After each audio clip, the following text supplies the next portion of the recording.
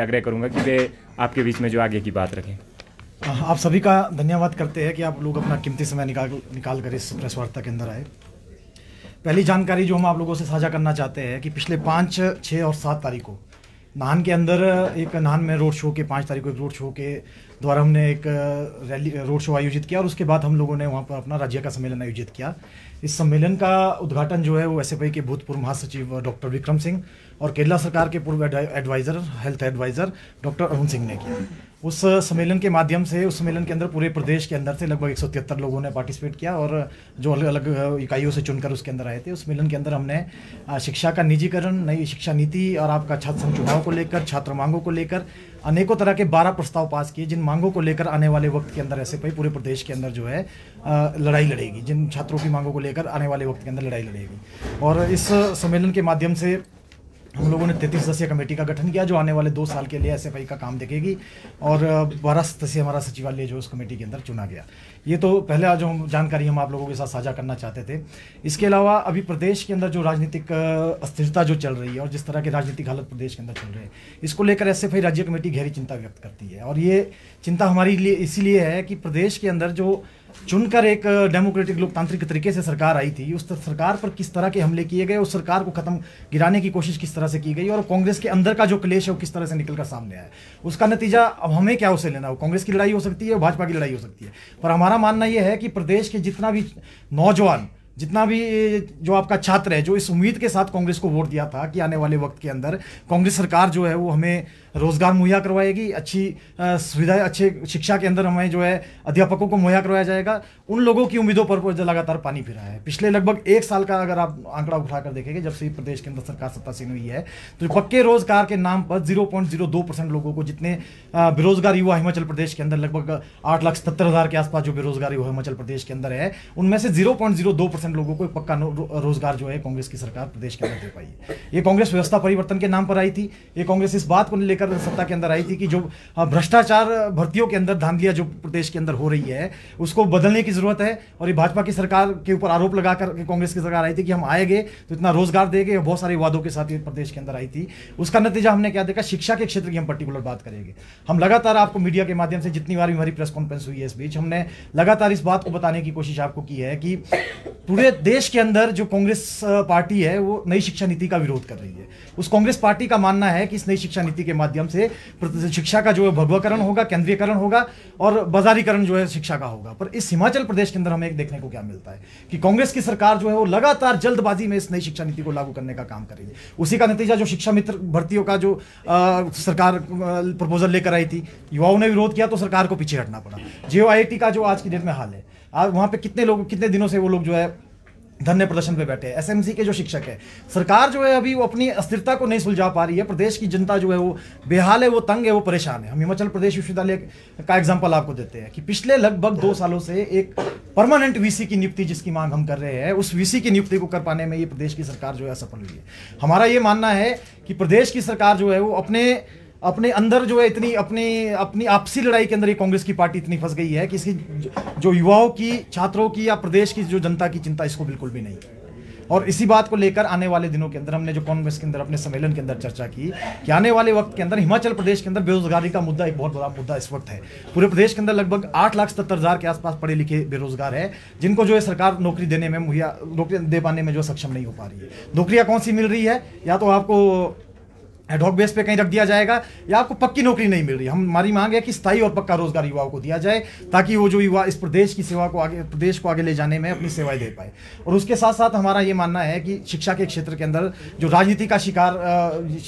शिकार शिक्षा के क्षेत्र को इस सरकार ने कर दिया है। हमने देखा कि पिछली प्रदेश की सरकार ने जो कॉलेज कैडर की भर्तियां निकाली थी, हमने लगातार उस बात का विरोध किया कि कॉलेज कैडर के अंदर जो भर्तियां हो रही है वहाँ शरेआम धांधलियां चल रही है और उस धांधली को ये रोक पाने में ये प्रदेश की सरकार सक्षम नहीं हुई। और लगातार उस धांधलियों का नतीजा है कि कुछ लोग जो है कांग्रेस विचारधारा के उसमें शामिल किए गए, कुछ लोग भाजपा की विचारधारा के जो है उस कॉलेज कैडर के अंदर भर्ती की गई। मैं दावे के साथ इस बात को इस मंच के माध्यम से, मीडिया के माध्यम से आज बोल सकता हूँ कि कोई पूरा एक व्यक्ति जो है पूरे प्रदेश के अंदर ऐसा नहीं होगा जिसकी कोई राजनीतिक पकड़ ना हो और वो जो है कॉलेज कैडर के अंदर जो है प्रोफेसर लग गया हो। हिमाचल प्रदेश विश्वविद्यालय का एग्जांपल हमारे पास है। हिमाचल प्रदेश विश्वविद्यालय की जिस तरह का धांधली हिमाचल प्रदेश विश्वविद्यालय के अंदर हुई, असिस्टेंट एसोसिएट और प्रोफेसर की जो भर्तियां हुई, उसकी जब आरटीआई के माध्यम से हमने जानकारी ली तो हमें पता चला, हमने देखने को हमें मिला कि लगभग 80% प्रोफेसर जो है वहाँ पर ऐसे भरे गए जो एलिजिबल नहीं है। तो हमें कांग्रेस की सरकार जो उस वक्त बड़े जोर शोर से इस बात को बोल रही थी, प्रदेश के कई जो भी मंत्रिमंडल में प्रदेश के उप मुख्यमंत्री, प्रदेश के पीडब्ल्यू मंत्री उस वक्त जब विपक्ष के अंदर थे तो जोर शोर से इस बात को लगातार बोल रहे थे कि आने वाले वक्त के अंदर जब हमारी सरकार आएगी तो हम इन भर्तियों की जांच करवाएंगे। आज उस जांच को करवाने का नाम तक नहीं ले रहे हैं, क्योंकि अभी उनकी सरकार ही अस्थिर है, उनको सरकार बचाने की इस टाइम पड़ी है। तो हमारा ये मानना है कि ये जो सरकार है, इसका जो कार्यकाल अभी तक का प्रदेश के अंदर रहा है, उसके जो है पूरा प्रदेश का युवा जो है हताश है, बिल्कुल निराश है, किसान निराश है, बागवान निराश है। इस प्रदेश की सरकार ने जो है केवल अभी तक अपनी राजनीतिक रोटियां सेकने का काम किया है। और पूरे प्रदेश के अंदर जहां पर आप देख रहे होंगे कि बीजेपी का जो सांप्रदायिक एजेंडा जो है, जिसके तहत बीजेपी देश के अंदर आगे बढ़ रही है, उस एजेंडे को खत्म करने के लिए, उसको हराने के लिए जो पूरे देश के अंदर इंडिया अलायंस के नाम से अलायंस बन रहा है, पूरे देश के अंदर छात्र एसएफआई जैसा छात्र संगठन 16 अलग छात्र संगठनों को लेकर देश के पार्लियामेंट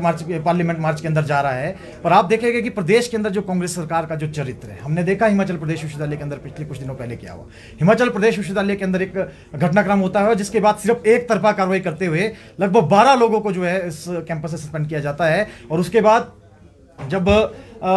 हम लोगों का रिप्लाई जाता है तो 4 लोगों को लिया जाता है, पर 8 लोगों को अभी तक सस्पेंड किया गया है। ये जो कांग्रेस की सरकार है, जो पूरे देश के अंदर, जो भाजपा की सरकार इस वक्त पूरे देश के विश्वविद्यालयों के अंदर कर रही है, लोकतंत्र का गला घोट रही है, लोगों को बोलने का मौका नहीं दिया जा रहा, लोगों को एसोसिएट होने का मौका नहीं दिया जा रहा, शांतिपूर्ण तरीके से जो है धरना प्रदर्शन नहीं किए जा रहे, कई लोगों को सलाखों के पीछे डाला गया है, कई लोगों पर यूएपीए का केस दर्ज कर दिया गया है। उसी काम को, जो उसी तानाशाही का जो रवैया, उसी तानाशाही रवैये को जो है कांग्रेस की सरकार हिमाचल प्रदेश के अंदर अपना रही है। हिमाचल प्रदेश के अंदर ये सरकार, जो सरकार ये सत्ता परिवर्तन का वादा लेकर आई थी, ये सरकार आज अपने जो राजनीतिक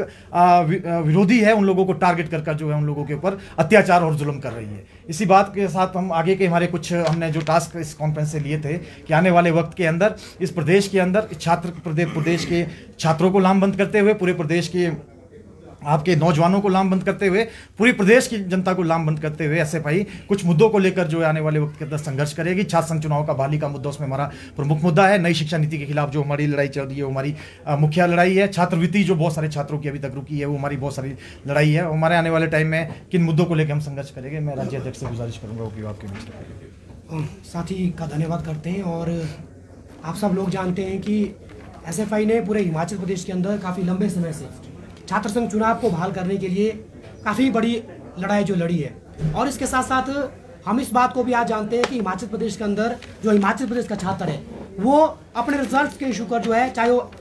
सरदार पटेल यूनिवर्सिटी मंडी का हो, चाहे वो हिमाचल प्रदेश विश्वविद्यालय शिमला का हो, ये जो छात्र लगातार जो अपने रिजल्ट्स को लेकर जो है बहुत परेशान है। और क्योंकि हिमाचल प्रदेश यूनिवर्सिटी की अगर हम बात करें, वहाँ पे भी जो रीवैल्यूएशन और रीअपेयर का रिजल्ट है वो अभी भी जो है पेंडिंग पड़ा है। और वैसे ही हिमाचल प्रदेश की जो दूसरी university SPU Sardar Patel university है, वहाँ पे भी छात्र जो है काफ़ी लंबे समय से अपने रिजल्ट का इंतजार कर रहा है, जिसके चलते उसका सेशन जो है काफ़ी लेट हो चुका है। अभी आप देख रहे होंगे कि जो थर्ड ईयर का स्टूडेंट है वो अपना एग्जामिनेशन फॉर्म इसलिए नहीं भर पाया क्योंकि उसका जो पिछला रिजल्ट है फर्स्ट ईयर और सेकेंड ईयर का है वो अभी तक क्लियर नहीं हो पाया है। तो हमने आज इस प्रेस कॉन्फ्रेंस के माध्यम से ये ऐलान किया है कि आने वाले समय के अंदर ये रिजल्ट का इशू है पूरे हिमाचल प्रदेश के जो छात्र को पिंच कर रहा है, इसको हम महत्वता के साथ उठाएंगे और इसको हम जो है छात्र संघ चुनाव के साथ जोड़ के जो इसको जोड़ेंगे। क्योंकि हिमाचल प्रदेश का छात्र आज जो उसकी राजनीतिक जो प्रेजेंस जो हिमाचल प्रदेश के अंदर होनी चाहिए थी वो आज घटती जा रही है। इसलिए हम ये मांग करते हैं प्रदेश की सरकार से भी कि जल्द से जल्द जो है हिमाचल प्रदेश के अंदर जो है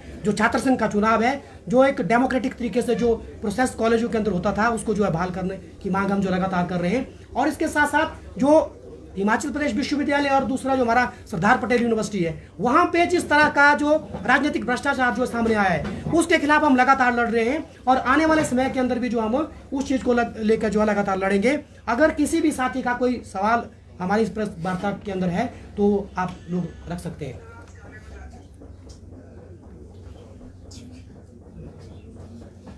ठीक है जी, बहुत बहुत धन्यवाद।